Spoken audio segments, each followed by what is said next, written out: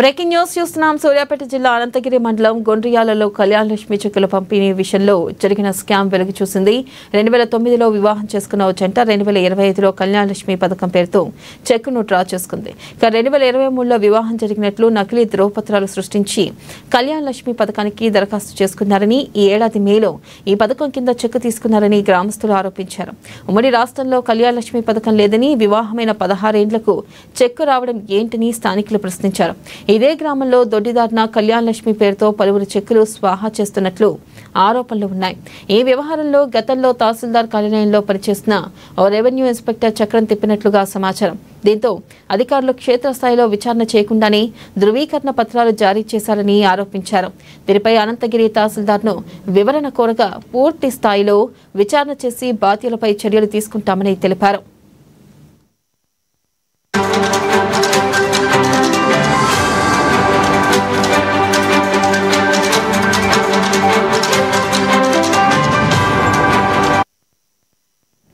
Breaking news చూస్తున్నాం. సూర్యాపేట జిల్లా అనంతగిరి మండలం గొండ్రియాలలో కళ్యాణ లక్ష్మి చెక్కుల పంపిణీల విషయంలో జరిగిన స్కామ్ వెలుగు చూస్తుంది. అయితే 2009లో వివాహం చేసుకున్న ఓ జంట 2025లో కళ్యాణ లక్ష్మి పథకం పేరుతో చెక్కును డ్రా చేసుకుంది. ఇక దీనిపై మరింత సమాచారాన్ని మా ప్రతినిధి సైదులు అందిస్తారు. సైదులు రైట్ వెన్నెల సూర్యాపేట జిల్లా అనంతగిరి మండలం గోండ్రియాల గ్రామంలో అయితే కళ్యాణ లక్ష్మి పథకం పేరిటైతే భారీ స్కామ్ వెలుగు చూసింది. అయితే 2009లో వివాహం అయినటువంటి జంటకు 2025లో కళ్యాణ లక్ష్మి చెక్కులు పంపిణీ చేయడం అయితే ఆసక్తికరంగా ఉన్నటువంటి పరిస్థితి అయితే కనిపిస్తా ఉంది. అయితే ఇదే విషయానికి సంబంధించి అయితే ఇటీవల కాలంలో ఏదైతే సూర్యాపేట జిల్లా గోండ్రియాలకు చెందినటువంటి బొమ్మకంటి వెంకటప్పయ్య, పర్వతనేని సైదమ్మ వీళ్ళిద్దరు కూడా 2009లో వివాహం చేసుకున్నట్టు తెలుస్తా ఉంది. ఈ నేపథ్యంలో 2009లో నకిలీ డాక్యుమెంట్స్ క్రియేట్ చేసి లక్ష్మి పథకానికి దరఖాస్తు చేసుకున్నట్టు కూడా తెలుస్తా ఉంది.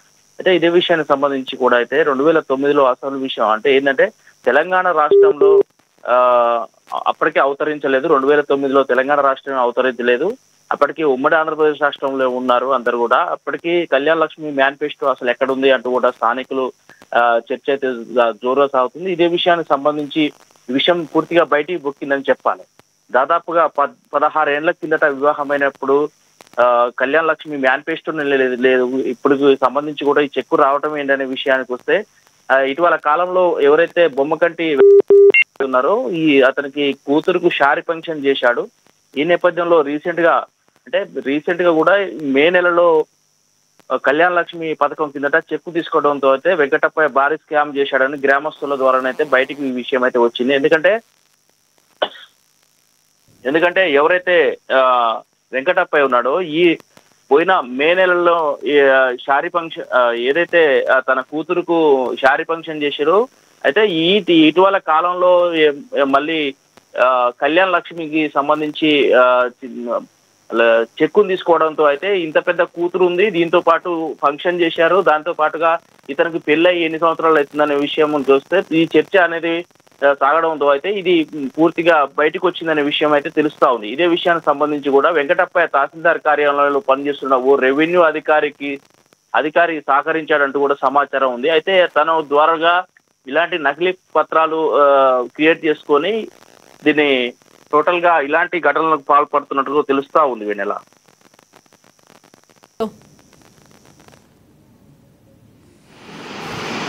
Right Saidulu, thank you.